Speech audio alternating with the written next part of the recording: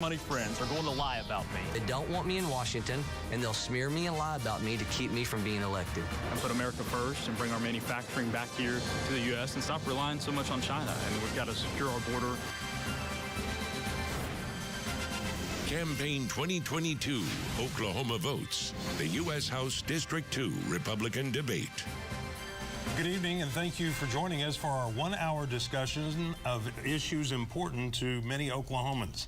I'm Craig Day. And I'm Lori Fulbright. Republicans will head to the polls 1 week from tonight to choose which candidate will advance to the general election with hopes of representing Oklahoma's 2nd Congressional District. This runoff election is between Josh Brecheen and Avery Frix, who are joining us tonight to debate the issues. Gentlemen, thank you very much for being here. We appreciate having us. Now, Oklahoma's 2nd Congressional District includes much of the eastern part of our state, including more than 790,000 people. That seat is currently held by Congressman Mark Wayne Mullen, who will be leaving his seat to run for U.S. Senate. Before we get to the questions, let's get to know more about the candidates who hope to replace Mullen. Avery Frix represents Oklahoma's House District 13, which includes Muskogee, Shakota, and Warner. He was elected in 2016. Frix is from Muskogee and a graduate of the University of Oklahoma. He's married to his wife, Haley, and is a member of the Choctaw Nation. Josh Brecheen is a 4th-generation rancher who served in the Oklahoma State Senate from 2010 to 2018.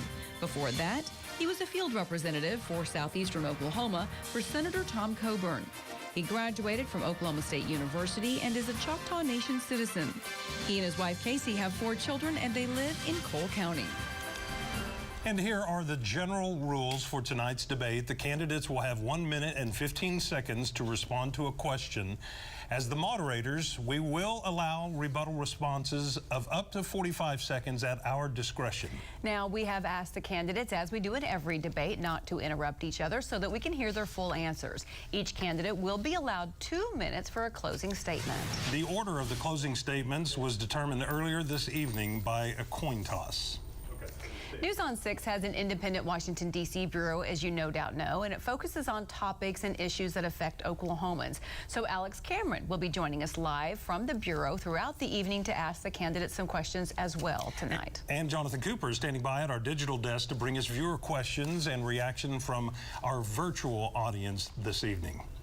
Well, many Oklahomans are feeling the effects of inflation. A recent News on 6 poll shows jobs and the economy are the most important issues on the minds of voters. So with fears of a recession, if you are elected, what bill or measure would you introduce or support to address inflation or the economy? We're going to begin with Mr. Frix. Well, thank you for that question, and thank you to everyone for tuning in tonight. As we talk about the important issues that are coming up in this consequential election just a week from today, you know, inflation, as I travel all 28 counties, I hear about inflation over and over again. And we've got to get back to energy independence. People are feeling it at the gas pump. We've got to get back to drilling here in the U.S. Instead of relying on our enemies. We've got to get back to energy independence. And then the second thing we've got to do is we've got to stop paying people not to work. As I traveled to 28 counties, I talked to small business owners, and they say they can't find anybody to work, and the people that they can find to work don't want to be on the payroll because they'll lose their government assistance. That system is backwards. We've got to stop incentivizing people and not to work. We've got to drill right here in the U.S., get back to energy independence, and our country's going broke. Literally, our country's going broke, and we have got to balance our budget and start prioritizing the core services of government, cutting out the waste, fraud, and abuse, and balancing our budget. I've done that at the state legislative level. Every single year I was in office, I helped pass a balanced budget. I've done that in my small businesses. Every year I have to pass a balanced budget. I've done that in my personal life. We all have to do that. Why the federal government doesn't have to do that is absolutely absurd. We've got to get a balanced budget, get back to energy independence, and stop paying people not to work. Mr. Brecheen, same question. What would you do to support, or what measure, rather, would you support to address inflation and the economy right now? Balanced budget amendment. We are a nation that is teetering on fiscal bankruptcy. We have a $30 trillion national debt. Medicare insolvency is another issue. It's a $35 trillion hole in that program. That's why it's insolvent in 4 years. We have Social Security insolvency in another 11 years. With what we owe federal employees and veterans and different trust programs we've stolen out of over the last 40 years, we owe actually $120 trillion. And the U.S. Treasury report said that number is 80% of all wealth in America. We've lost 95% of the dollar value since 1900. Just since 2017, we've lost 19% of the dollar value. And this recession is caused by runaway federal spending and people who talk about waste, fraud, and abuse, but the record does not show you that they will do what's necessary. It takes courage to cut, because we are so dependent as a society on free candy. All those checks that were sent in the mail, you just paid every one of them back through inflation. All right, thank you. We're going to move on to question number 2 now. After hitting a high of more than $5 in June, we've seen the national average price of a gallon of gas now drop to under $4. But despite the steady drop in gas prices, a lot of Oklahomans are still struggling to fill up their cars. So energy companies are somewhat reluctant to drill more wells because of the projected decline in the use of fossil fuels. So what more can we or should we do to compel domestic oil companies to produce more oil? Mr. Brecheen, we start with you. So there's a book written called Restoring the Dream by Stephen Moore. It was an economic advisor to Donald Trump and to Reagan, endorsed by Stephen Moore. In this book, he talked about in 1900, 60% of all tax collection and tax spend was on the local level, and only 20% was on the federal level. And by the time we got to 1990, those numbers had flipped, and 67% of all tax collection and spend was on the federal level, and only 20% was on the local level.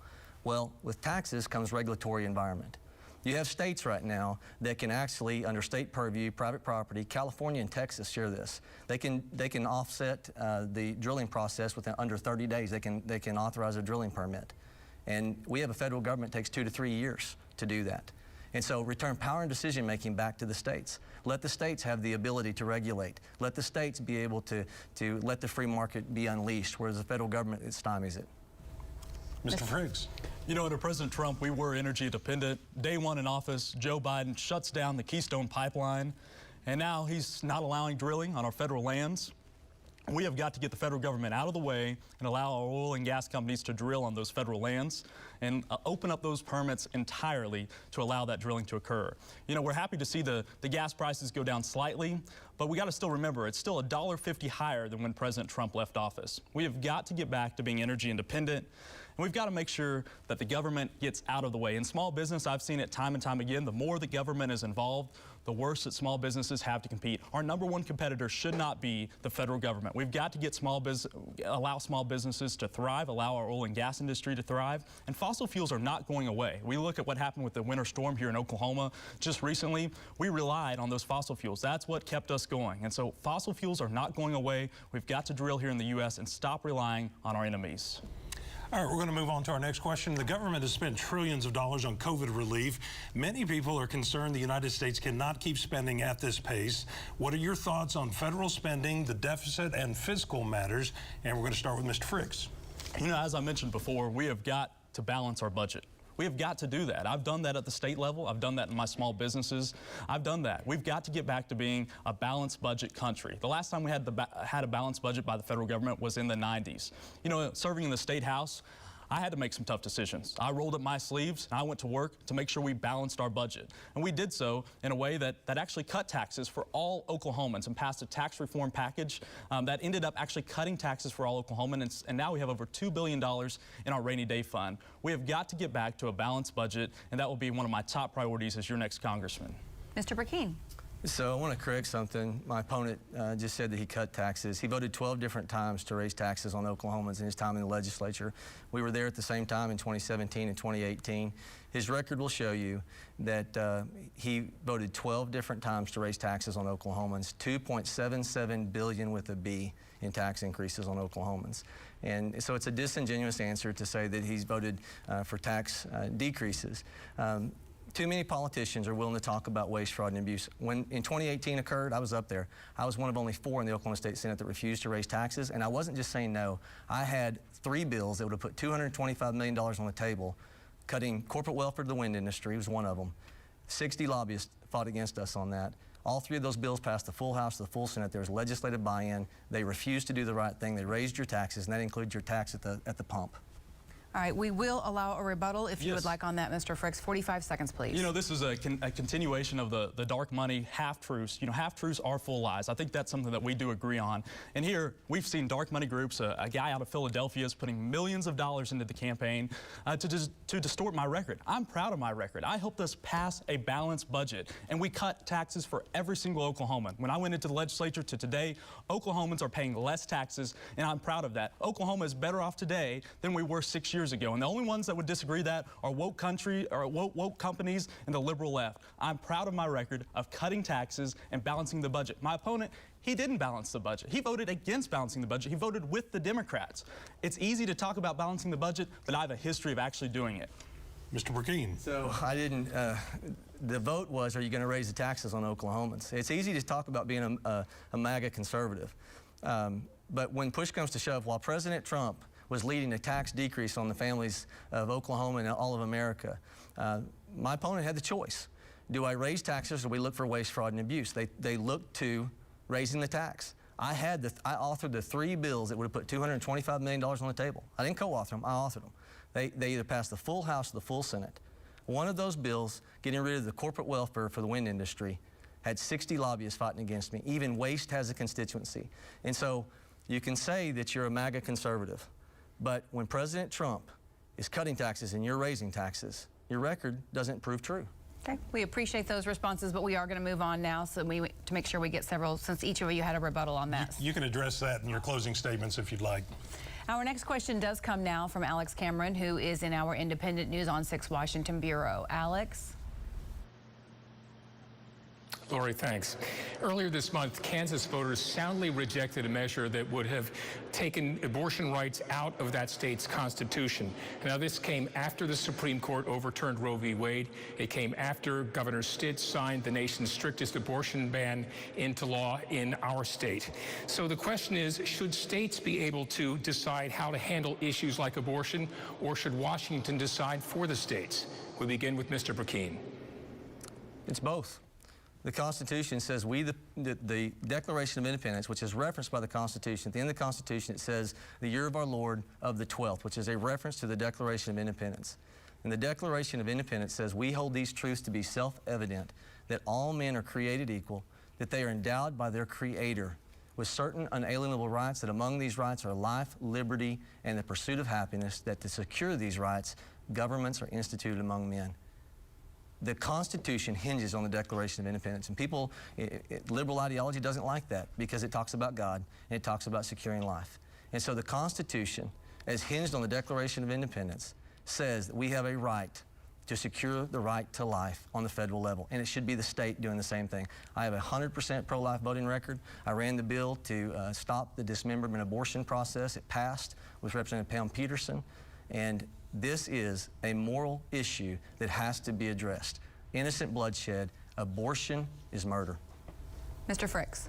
You know, let us not forget why Roe v. Wade was overturned. It was because President Trump gave us 3 incredible Supreme Court pro-life justices that helped us overturn Roe v. Wade. And I'm proud that Oklahoma went to work immediately as that case was being overturned to make sure that Oklahoma was the most pro-life state in the nation. I was proud to help co-author several pieces of legislation and help pass several pieces of legislation that makes Oklahoma the most pro-life state in the nation. You know, I believe that life begins at the time of conception. In that mother's womb, as that baby's being formed, I believe they're forming 10 fingers, 10 toes, and I believe that that is life. And I will always stand up and speak for life, speak for the lives that can't speak for themselves.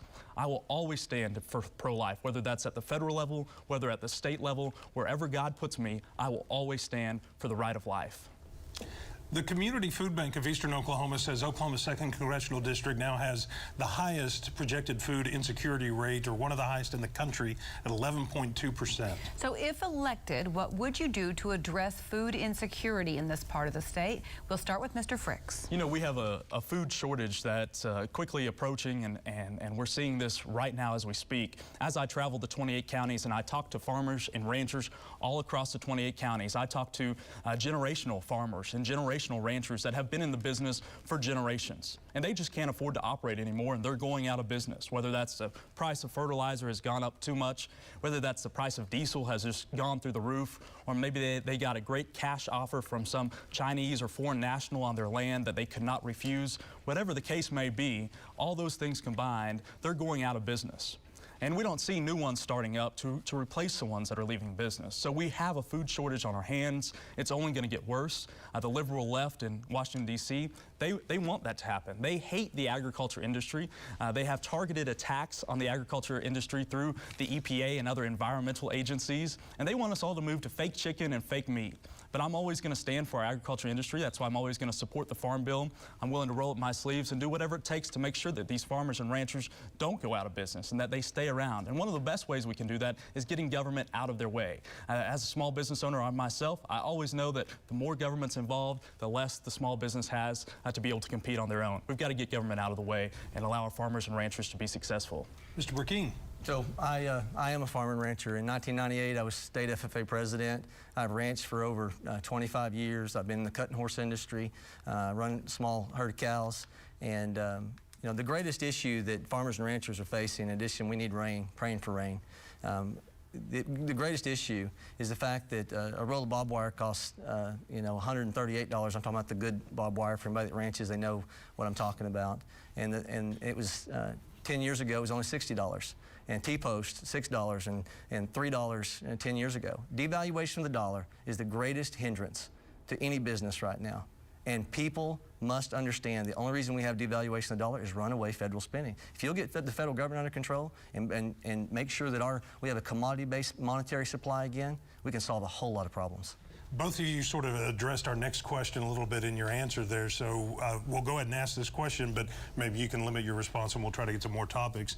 Agriculture, of course, one of Oklahoma's largest industries. The Oklahoma Farm Bureau Foundation for Agriculture estimates 1 in 8 jobs in the state is related to agriculture. So, and it's a huge part of this district. So what would you do in Washington to help farmers and ranchers? Mr. Brecheen, we'll start with you. So you cut red tape. The government is one of your greatest hindrances. I run a dozer excavator trucking business, started in 2018, Rawhide Dirt Works. And it came a pouring rain, September 29th. I won't forget it. We just built a pond. It didn't stop raining for 6 months. It was the largest length of time in our nation's history. And when you're in the dirt works business and you need to work, you had to look for work. And so I was trying to move a dozer and excavator down into Texas. And I spent a day and a half on the phone with the Federal Motor Carrier Safety Administration, the Texas Comptroller, Texas Department of Public Safety. I was going to have to be IFTA compliant or IRP compliant. It was going to cost me $3,000 to run a semi, and I'm only 45 minutes south or north of the Red River. And I didn't have $3,000. 2 days later, 5 permits per dozer, 5 permits per excavator, and I'm limited to 5 jobs in Texas. And we needed work in that 6-month period, and the government was working against us. Mr. Frix. Yeah, you know, we've got to get the government out of the way. As I mentioned, the left, specifically Joe Biden, Nancy Pelosi, that liberal woke left, they have a targeted attack on the agriculture industry. We see it, it's very apparent, and they're doing it through those environmental agencies. We have got to stop that. We've got to get the government out of the way. And what they're trying to do is just put more and more regulations, more and more red tape in the way, more and more environmental sanctions in their way, so that our small farmers and ranchers cannot compete anymore. And it's truly an attack on the agriculture industry. And so if we don't want to be eating fake chicken, we don't want to be eating fake meat, we have got to stand up and fight back on these environmental attacks, and I'm ready to do that. Our next question is about the Supreme Court rulings on tribal jurisdiction. They have led to a lot of issues between the tribes and state and federal government. So crime victims are very often caught in the middle. So what do you think should come next? Mr. Frix, we'll begin with you. You know, I'm the candidate of law and order in this race. I've been endorsed by the Oklahoma Fraternal Order of Police, as well as several sheriffs from across the district of 28 counties. And as I travel all 28 counties, I always try to go and stop in and talk to the law enforcement officers, talk to the DAs, and ask them about the challenges. And I've heard firsthand from them that the McGirt decision has created many challenges for them. But you know, this can't be an us versus them sort of a battle, because we're never going to get anything done if it's that way. We've got to get everybody to the table and find real solutions to make sure everybody has equal protection under the law. I believe that the law should be applied equally to every single Oklahoman. We've got to have equal protection under the law. But right now, if we kick it to Congress with Nancy Pelosi as the leader of the House, this is a decision that only affects Oklahoma. Only Oklahomans are affected by this. If we kick this to Congress right now under Pelosi's leadership, we're going to allow people from California and other states to be making decisions about what happens here in Oklahoma. We've got to make sure that we get the right leadership in Congress before we bring this congressional solution there, and make sure that all of the Oklahoma delegation is on the same page. Everybody needs to come to the table. We've got to have equal protection under the law for all Oklahomans. Mr. Brecheen. In Atoka, Oklahoma, if you're pulled over right now and you are traveling 11 to 15 miles per hour over and you're a tribal citizen, you get a $95 ticket. If you're pulled over in Atoka, Oklahoma now and you're traveling 11 to 15 miles per hour over and you are not a tribal citizen, you get a $265 ticket. It's not just. The preamble of the Constitution says to establish justice. The scales of justice must be blind. Congress needs to fix this. I am the only candidate in this race that is not taking money from the tribes, but I'm a Choctaw. And I made that decision many years ago because I saw too many people, whether by exactness or by perception, lean too much to the casino bundling that goes on with the tribes. And I want to work in humility with them, but we've got to solve this issue because there's lawlessness in eastern Oklahoma. It's not just speeding issues, it's people being victimized, and this has to be addressed. The learned politician doesn't want to address it. Both of you gentlemen are citizens of the Choctaw Nation. Governor Kevin Stitt has had a somewhat strained relationship, I would say, with the tribes in Oklahoma with the issues of casino gaming and criminal jurisdiction. So what do you think is being done right, and what do you think is being done less right when it comes to fostering relationships with the tribe? Mr. Brecheen, we start with you. So I want to say you got to operate in humility. I want to operate in humility. I carry a card. I'm a Choctaw. But again, I've seen way too many people because of the massive amount of campaign contributions to the bundling of the tribes that it causes people to lose doing things for the right reasons. I made a commitment years ago when I ran for the Oklahoma State Senate. The gentleman who I ran against, I was the first Republican to ever win in Bryan, Marshall, Johnston, Cole, and Atoka counties. The gentleman I ran against, as a Democrat, he was receiving a $50,000 salary in addition to being a state senator, and it wasn't a true exchange of labor. And when I got in office, when checks were mailed to me not to go to work for them as a consultant, I sent the checks back because I said I want to be above reproach on this issue. This is the real issue. Will you operate in humility? Will you do the right thing? Will you go in and take your makeup, which being Choctaw, and try to bring healing to pain that goes back 200 years on both sides? I will. Will I love people? I will. But will I make sure that I'm above reproach, that people can understand that I'm doing these things because I believe they're right, not because of campaign considerations? Absolutely. Mr. Frix. You know, I again believe that we've got to get everybody back at the table to find these solutions. We've got to get the state at the table. We've got to get the tribes at the table. Not even all the tribes are on the same page. We've got to get everybody on the same page to truly address this solution. And we've got to address it for all Oklahomans. This is a challenge. It can be addressed. We can find solutions to this problem. But we've got to make sure that everybody is protected equally under the law, whether you're a tribal member or a non-tribal member. No matter what part of the state you're from, everybody should have equal protection under the law. We've got to get back to that. And the only way we can do that is by getting everybody to the table and sitting down and working, finding common ground, finding solutions, and finding a compromise. And that's what I was able to do in my small businesses, is every time we had a problem, I was able to find solutions to that problem. That's the same thing here. We need a solution-oriented approach. Many of our viewers are watching tonight's debate online, and News on 6's Jonathan Cooper joins us now from our digital desk with a question from viewers. Jonathan? Craig, thank you.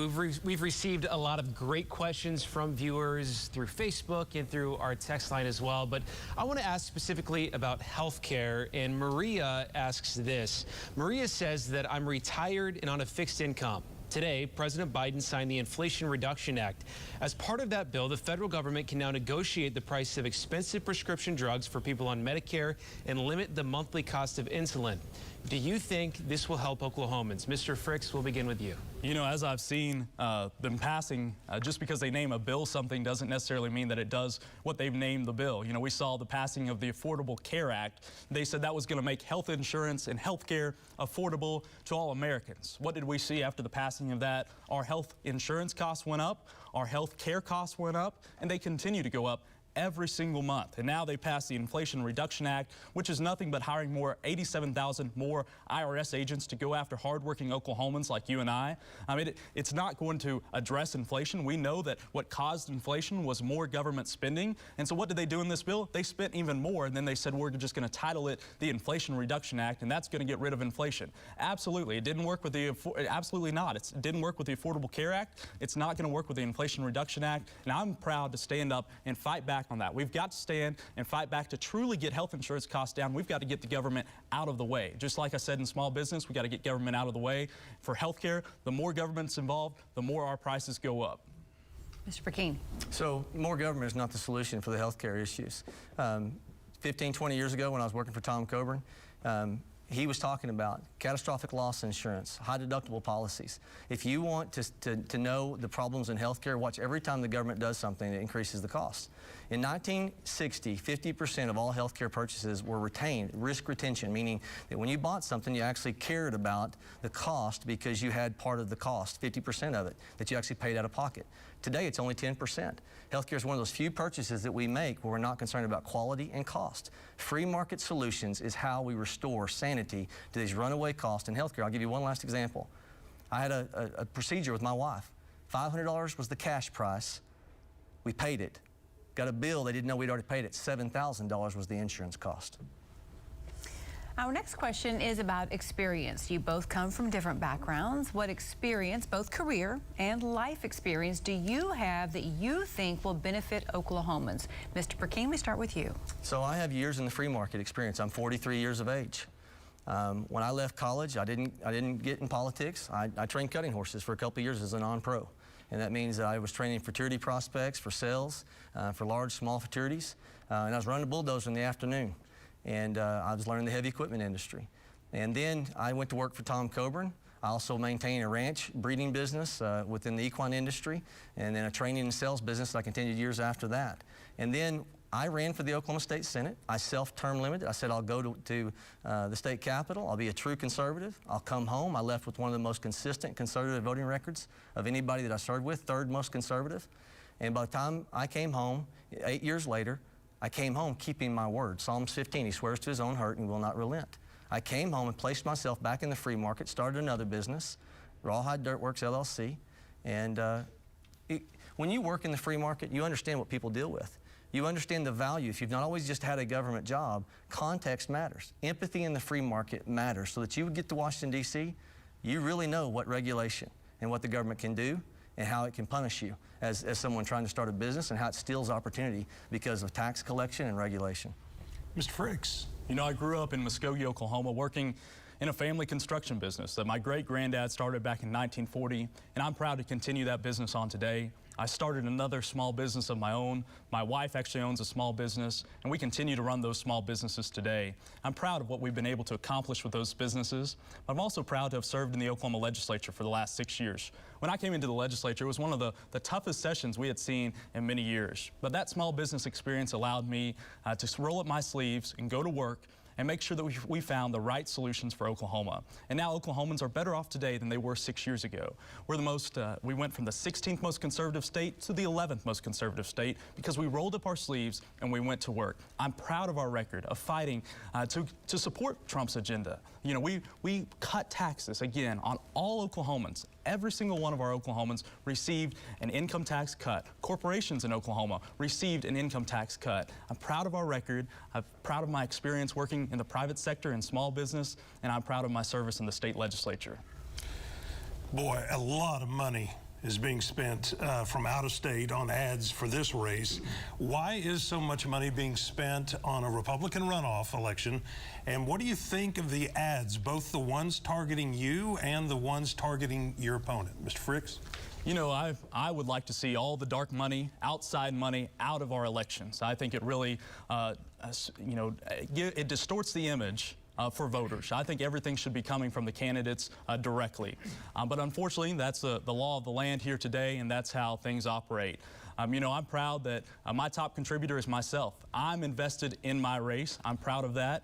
And, you know, I wish that all the dark money groups would simply go away and get out of politics. You know, we see there's been millions upon millions of dollars that are attacking me by one guy out of Philadelphia. You can trace back the School Freedom Fund. It goes back to one donor. There's only one single donor. He's out of Philadelphia. He's not even a Republican. He's a never Trumper. And they're tied with the Club for Growth group. And I encourage you to look up Club for Growth and look what President Trump said about Club for Growth. They are anti-free trade, and they are a group that has allowed, anti-Trump messaging. And I encourage you to look what Trump has said about Club for Growth, and it's very scary. So this is political theater. It's political theater. They keep, he's been told to repeat the word Trump. He's going to have to say the word Trump 12 times during this discussion tonight to match the number of times he raised your taxes.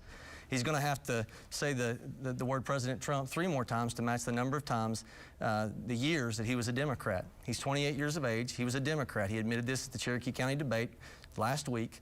He switched and ran for the Republican Party. And he missed the presidential primary in 2016. I voted for President Trump. I didn't miss the primary. I voted in the primary. I voted for President Trump in 16 and 20. I'm endorsed by Oklahomans for Trump. I'm endorsed by the MAGA Institute.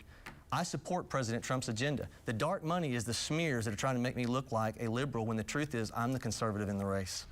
We'll allow a rebuttal. 45 seconds, Mr. Frix. You know, those groups like Oklahomans for Trump, if you actually do your research into that, the Trump campaign and the Trump organization has sent cease and desist letters time and time again to those organizations because they have no affiliation with Trump. And that's, my opponent has simply licked his finger, stuck in the air, tried to see what direction the wind is coming. He didn't mention Trump at all at the beginning of his campaign. And now all of a sudden he's wanting to mention Trump because some pollster told him that he needs to go out there and mention Trump. And so he's got these fake news endorsements out there.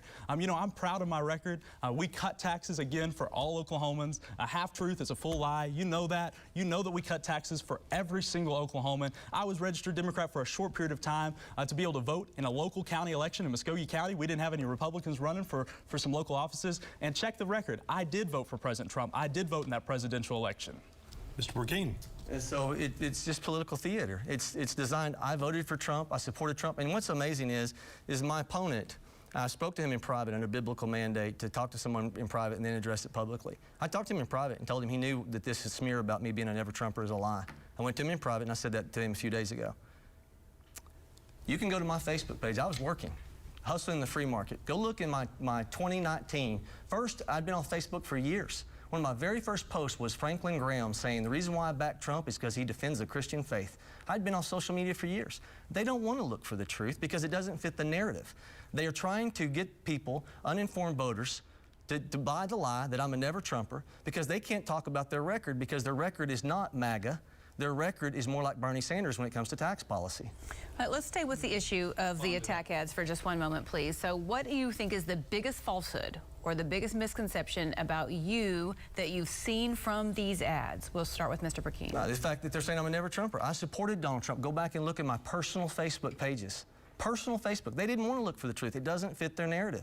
And so Exodus 18:21 says this, you shall select out of all the people able men who fear God, men of truth.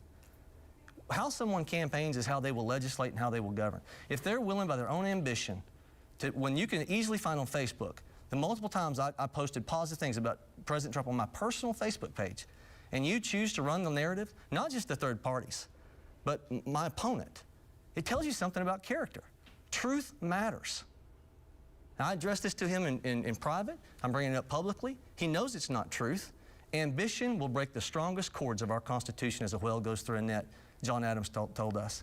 Ambition is a disease in Washington, D.C. Ambition causes you to politically calculate and say, conscience set aside. I'm going to do what's expedient here because I need that position. And that's what they're doing. The other thing is associating me with Hillary Clinton. Hillary Clinton and Biden.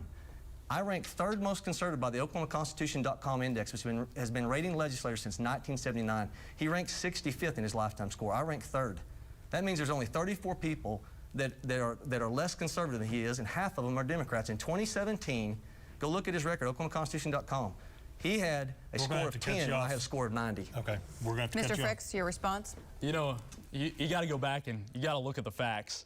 There's a member of the Oklahoma House of Representatives that served alongside my opponent when my opponent was trying to push this electoral college, going away from the electoral college and moving to the popular vote. He was trying to convince his fellow colleagues. And I have a member that served with him that's willing to come out and make a statement that said that my opponent he didn't just make a bad vote, he was all the way for it. And then further, this member asked him to endorse President Trump when President Trump was first running. And my opponent told him that President Trump was too vulgar and he would never endorse him for president. And that's the facts. We have got to get back to these facts here. The fact is that I'm proud of my conservative record. Again, we've taken Oklahoma from the 16th to the 11th most conservative states. You may have some ratings. I've got the results of moving Oklahoma to make sure that we have conservative values. And now we're one of the the most conservative states in the nation because we rolled up our sleeves and we went to work. And I'm proud of my record, and I believe that the facts are clear. When you've got a group like Club for Growth supporting my opponent, they are a clear Never Trump organization. They've spent millions and millions and millions of dollars against President Trump. And now they're supporting my opponent because from the very beginning, I have been pro-America first and pro-Trump. Mr. Brecheen, we'll let you rebut. You notice he didn't name anybody. Represent Mike Christian. Show Mike Christian. And we'll release that statement tonight. Oh, that's interesting. I don't think that Mike Christian was there when President Trump was running the second time. That's interesting. He was there when he was running the first time, is what I was referring to. to. All right, gentlemen, let's not interrupt each other. 45 seconds to rebut. Yeah, let me say this. The Bible says confirmation by 2 or more witnesses. I'd like to find somebody else who's not biased in that conversation. How are you going to look at my voting record and my posts and say I'm a never Trumper? Club for Growth supported as a third-party expenditure Tom Coburn 20 years ago. Club for Growth is a 20-year organization that looks for the Freedom Caucus type members. I'm endorsed by Ted Cruz. I'm endorsed by the Freedom Caucus PAC, the House Freedom Fund. I'm endorsed by Michelle Bachmann, the conservative congresswoman. I'm endorsed by James Dobson. This liberal smear, this dark money group that you can't find but 5 donors, and they're a recent creation. Club for Growth is a fiscal policy organization that looks for fiscal conservatives. These lies and slanders are not based upon truth. Mr. Frix, we'll give you time to rebut. Look, I'm from Muskogee, and I think Senator Coburn was a great man. I think he did a great job. But look what he said about President Trump, too. He was never a supporter of President Trump. And you look at that tied to Club for Growth. They have never been a supporter of President Trump. Let's stop trying to run from the fact. You've said before, you support Club for Growth. You're listed on their website as a Club for Growth fellow. It's okay to support Club for Growth, but you got to face the facts that Club for Growth is a Never Trump organization that's pumping millions of dollars into this race to try to defeat me because I have been pro-Trump from the very beginning. Okay, I got to respond to that. Club for Growth donated $1.6 million to President Trump. They have had policy differences, but they are not anti-Trump. They're a fiscal policy organization that helps the Freedom Caucus type member as a third-party expenditure, no coordination with the campaign, get elected. Okay. They are the stalwart conservatives. We're going to move on, gentlemen. We got a lot to cover, but you can't address this during your closing statements. So we have allowed each candidate to submit a question to ask the other. So, Mr. Brecheen, here is the question that you submitted for Mr. Frix. After filing to run for Congress, you voted for a tax cut. Before filing for Congress, you voted over 10 different times to raise taxes on Oklahomans, including one of the largest tax increases in state history, which raised the price at the pump on gas and diesel for all Oklahomans. How can we trust you? Again, this is his question for you. How can we trust you not to raise taxes if you go to D.C. when even the American Conservative Union rates your lifetime record on taxes, budget, and spending at 28 out of 100? You know, as we've talked about tonight, you've got to look at our full record of serving in the state legislature. We voted for tax cuts before I ever even knew this was going to be an open seat or before my wife and I decided to pray and decide to get in this race. I'm proud of my record of lowering taxes for all Oklahomans.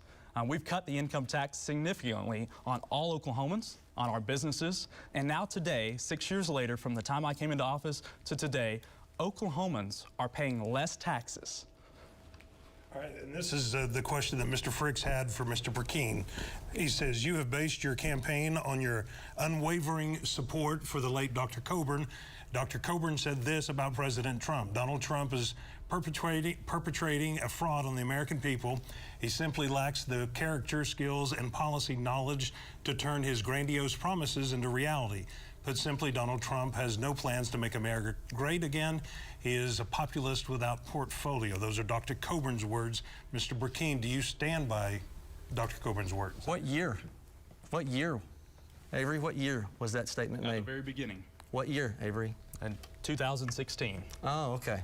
So, and then President Trump surprises everybody and becomes a conservative because he makes these incredible picks in his cabinet. It's why I was championing the things he was doing, is because the Make America Great Again ideology, many people thought that President Trump was going to be a populist and not be a true conservative. But when he got in office, he surprised all of us. And I was a Trump supporter. I'm a Trump fan. I think he assaulted this political correctness. He spoke from the cuff. He wasn't memorized. He wasn't polished. He was authentic. And people want authenticity in government. What people don't want is people who pander for votes. And so I loved Tom Coburn. But I know also that Tom Coburn got to see in Donald Trump years later that Donald Trump was making the right decisions, making America great again, which ties into the American exceptionalism that Ronald Reagan exemplified, peace through strength. Dr. Coburn was a conservative. Trump has proven he's a conservative. And so timing matters on comments. So we are going to head back now to our nation's capital for another question from Alex Cameron at our News on 6 Washington Bureau. Alex? Lori, thanks. You know, a lot of people think that Republicans may regain the House, maybe even the Senate in November. But even if that happens, the Senate filibuster still means that most laws will still need bipartisan support, or most bills will still need bipartisan support to become law, something that you guys haven't had to worry about a whole lot at the state capitol in recent years. So the question is, can you see yourself working across the aisle, compromising with Democrats, if that's what it takes to make headway on an issue you care about? And what would such an issue be? Mr. Frix, we begin with you.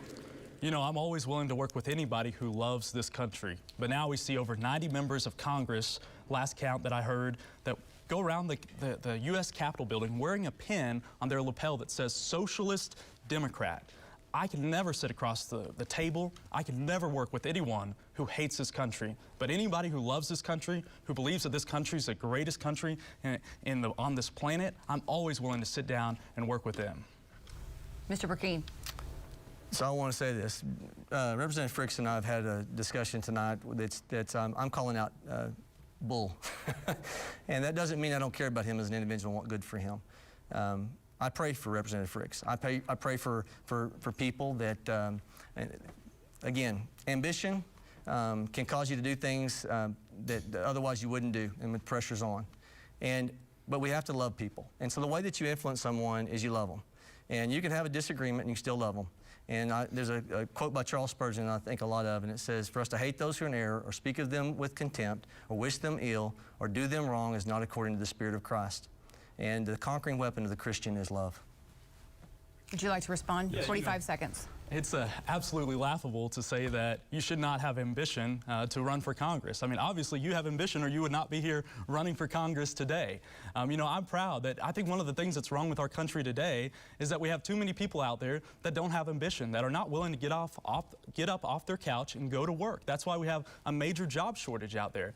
The only ambition that I have is I'm going to work hard in my small business every day, and my ambition in Congress is going to be to fight like heck to make sure that we fight for the America First agenda and fight for the people of the 2nd District. I grew up in a hard-working family. Everything that I have today is because of hard work, and I'm proud of that work ethic, and we need more of that work ethic in Congress. Mr. Brecheen? Selfish ambition. Selfish ambition is what turns outsiders into insiders. I learned as a state senator that the question you have to ask is, when you get up there with the bureaucracy and those that are careerists, is, are you going to be on our team? Washington has been playing it safe, both parties, for the last 40 years. It's why we have a $30 trillion national debt. And ambition says, I'm going to do whatever it takes to keep my chairmanship. That's what ambition says. And you play the game, and they say, hey, if you don't play the game, you can't keep your chairmanship. And if you don't play the game, you can't get your earmark and go home and be applauded and look like you're really getting something done. That's what's losing this nation. I lost my chairman as a state senator because I refused to play the game. As a state senator, I was punished by not voting to raise taxes in 2018 by a bill being taken from me. I don't play the games. I confront them. Ambition is what causes people to play the game in politics. One more Mr. response? Frix, that's a pretty sharp jab, so I want to give you about 20 seconds to respond. You know, you talk about not playing the game, but then you look at the actions. You know, you got to look at somebody's actions. You can't just look at what they talk about. Look at his actions. He's pledged his vote to a caucus that, even if he doesn't agree with that caucus, if 80% of the members of that caucus, he has got to vote the way that they tell him to do. You talk about playing the game, he's already played the game. You look at the amount of national money coming in the race. There's an article that compared the amount, only about $2 for every dollar my campaign has spent, and about $7 for every dollar his campaign has spent. You can see clearly that the national money is supporting our opponent because he's played the game, because he has worked in Washington, D.C. for years and worked for former senators and congressmen. He is playing the game, clearly. That's a little over 20 seconds. All right. So you got a chance to Yes, sir. that. 20 seconds. So I'm endorsed by the Freedom Caucus PAC, the House Freedom Fund. I'm the Freedom Caucus type member in this. I'm the conservative. That's why I'm Michelle, not Obama. I had somebody say a week ago, Michelle Bachmann has endorsed me. That's why Ted Cruz has endorsed me. It's why James Dobson has endorsed me. It's why FRC has endorsed me, Family Research Council. It's why Jim Bridenstine has endorsed me, because I won't go play the game. It's also why the Oklahoma Second Amendment Association has endorsed me. We're going to shift now. Topics. Hold on to those, and in your closing, you can address them. Did you get vaccinated and boosted? Do you believe COVID-19 is a serious health issue or perhaps a hoax? How do you think President Joe Biden is handling this pandemic, and does it even need to be handled? If so, what should he be doing? Mr. Brecheen, we start with you. I didn't get vaccinated. I've had COVID twice. And natural immunity. I believe what Rand Paul has been talking about for years, that we have been making mistakes. I'll give you the greatest, with COVID ahead, let me give you one of the glaring examples. In my business, I was permitting a shell pit, a limited use permit. I had an excavator, a 44,000-pound cat excavator, and I was looking for a finished hand. This was in the midst of COVID. I had a person show up. I could tell by the way that they moved that machine around, and it could flip a quarter almost with the teeth on the bucket. I knew it was a finished hand. I said, "You're hired." And the response was, "Well, I can't work for you unless you pay me in cash." And I said, "You're not hired." And that's an example of under COVID, with the type of bureaucracy and the type of ideology, we were paying people to stay at home. Twice the multiplier, twice the benefits for the unemployment. And it caused someone not to go out and want to be in the free market. We don't need to repeat the mistakes of what we did years ago. We printed $3 trillion. It wasn't even backed. It was just an IOU from the Fed to the Treasury. We spent $6 trillion under COVID. It was all passed on to our children. That $6 trillion was the sum total under COVID we spent of 20 years of war in Iraq and Afghanistan. Mr. Frix. I believe in personal liberties. I never believe that we should shut down because of some sort of Chinese virus that's coming into the United States. I believe if you want to wear a mask, wear a mask. If you want to take the vaccine, take the vaccine. I believe it should be up to each and one of us to make that choice on our own, because I believe in personal liberties. That's what makes the United States of America great. And I believe that the COVID-19 was simply a hoax by the left to make sure that the Democrats won in 2020 and make sure that that election fraud, they changed the rules at the very last minute in a lot of those states because of COVID-19. And so we got to get back to personal liberties, and that's what I'm always going to fight for. And part of that question was, did you get vaccinated? I did not. Did not, okay. Many Oklahomans want strong border security. What do you think should be done to improve border security? And instead of the president or the courts solving the problem, why can't Congress get together and come up with a bipartisan immigration policy? Mr. Frix, we'll start with you. You know, we have got to secure our border, and that means finishing building the wall. Right now, we have enough fentanyl coming across that southern border to kill every single American 7 times. I'm proud of my record in the Oklahoma legislature of always standing for law and order, standing for law enforcement. And I'll do the same thing in D.C. We've got to stand for our Border Patrol agents and make sure that we finish building that wall and we have a strong southern border. We cannot even begin to have the conversations about real immigration reform until we secure our southern border. I'm all for anybody who wants to come to this country legally, but that's the key. They've got to come here legally, and we've got to do that by securing our border, building the wall, giving our Border Patrol agents the funding that they need to make sure that they do their job. I've done that in the legislature of backing law enforcement, and we'll do that again in Congress. Mr. Brecheen. Article 4, Section 4 of the United States Constitution says we guarantee to every state a Republican form of government and to protect those states against invasion. We don't need any more laws. What President Trump did is what many people have been talking about for many years. He put 450 miles of wall up. And that should have been continued instead of laying the contractors off. That wall needs to be finished. You cannot solve immigration until you get the wall up. And those that say the wall won't work, ask the people that put the barricade around Washington, D.C., around the Capitol, if walls don't work. If it's good enough for the goose, it's good enough for the gander. We have got to secure that border. We don't know what's coming across with terror cells. We don't know what's coming across with fentanyl. We have no idea who's coming in for nefarious purposes to do us ill. If there's no enemy on the inside, the enemy on the outside can't do us harm in this nation. Okay.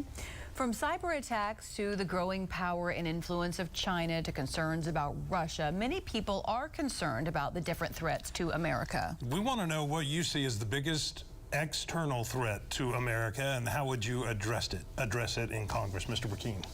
External is China. I go back to the statement I just made. If there's no enemy on the inside, the enemy on the outside can't do us any harm. China is looking to grab hold of the international commodities. They absolutely, with yuan, are trying to go into purchasing of what is normally the petrodollar for us. They want to grab hold of the world reserve currency. They are trying to colonize around the world. China is buying up land. They're buying up companies. You got one of the major packers in the feed industry, in the cattle industry, that's owned by China. China is at economic war with us. And they are waiting for us because of our devaluation of our dollar, because of our debt loading. We're 11th most in debt. There's only 11 nations ahead of us in our debt loading. We have got to get our debt in order. 129 debt to GDP ratio means this. It means we are in trouble. We are out over our skis. It's why every family will spend $7,000 more this year than you did last year, because we are devaluing your dollar, but it all goes back to federal spending. Mr. Frix. You know, as far as which country is the biggest threat, I would definitely agree that China is a huge threat to our country right now. You know, under President Trump, he talked about putting America first and bringing those manufacturing jobs back here to the U.S. We've got to continue that. We've got to bring all those manufacturing jobs back here to the U.S. and be self-reliant. You know, just we saw with the car shortage. The reason why we didn't have new cars on the market is because we had a shortage of chips that were being made in other countries. We've got to get all that manufacturing back here to the U.S., put America first, and be self-reliant. You know, we've also got to put a stop to the Chinese and other groups that are coming into our country and buying up land right here in Oklahoma. Right here in Oklahoma, they're buying land every single day. We've got to make sure that we put a complete stop to that and stop allowing these other countries to buy up our land.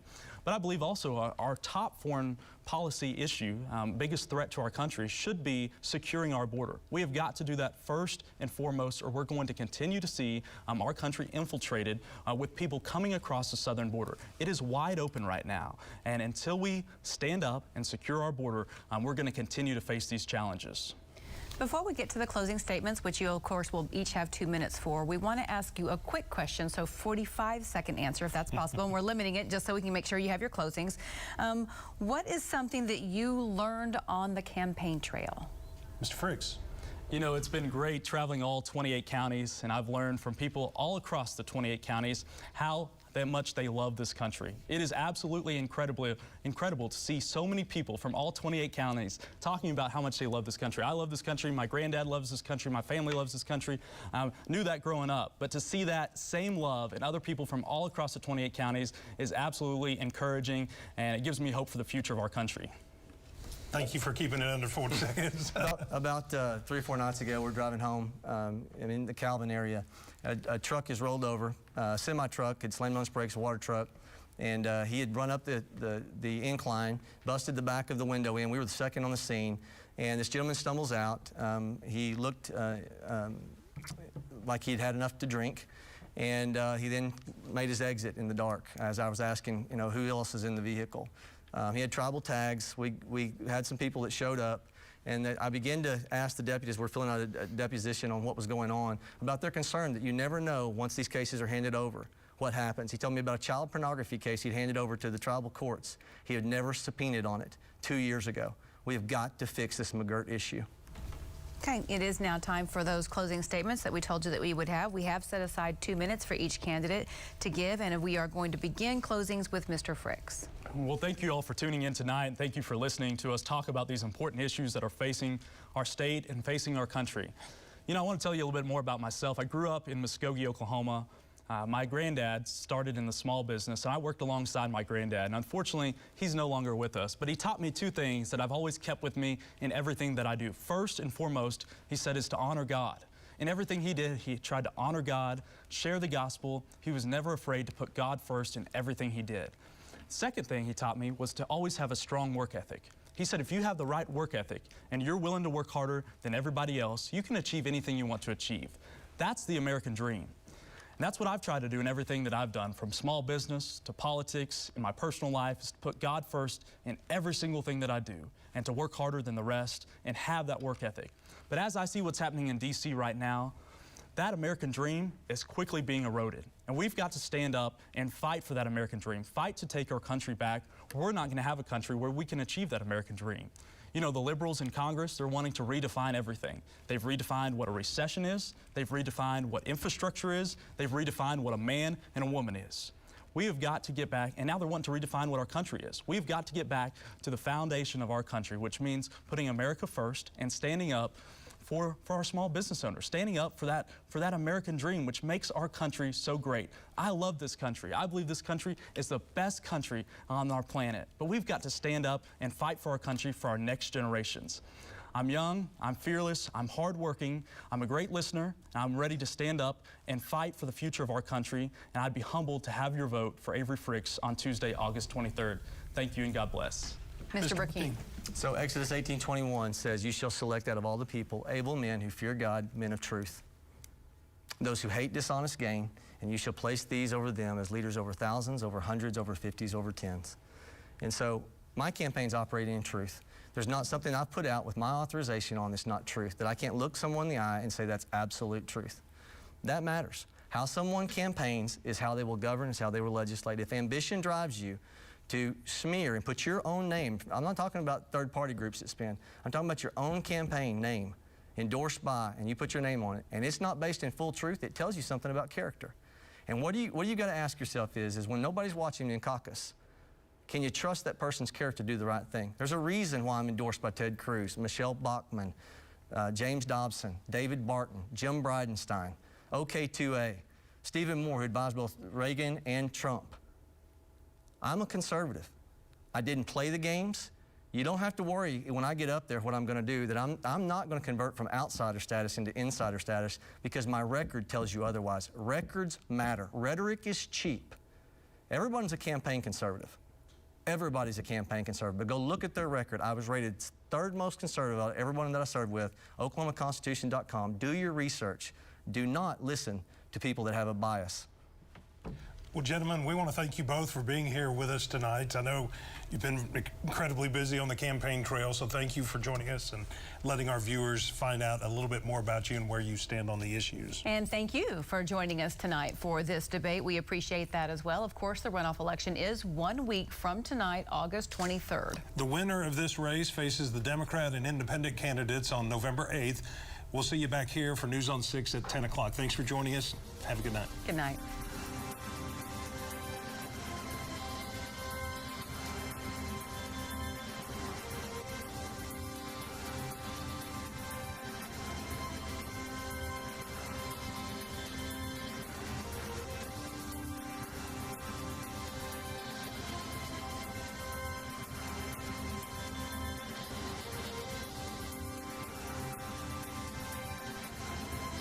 Come by Matthews Ford today and experience the Matthews Ford difference with our quick lane service. Tires, brakes, batteries, oil changes, you name it, and the factory-trained experts at Quick Lane can handle it on your schedule. You never need an appointment. Plus, we're open in the evening.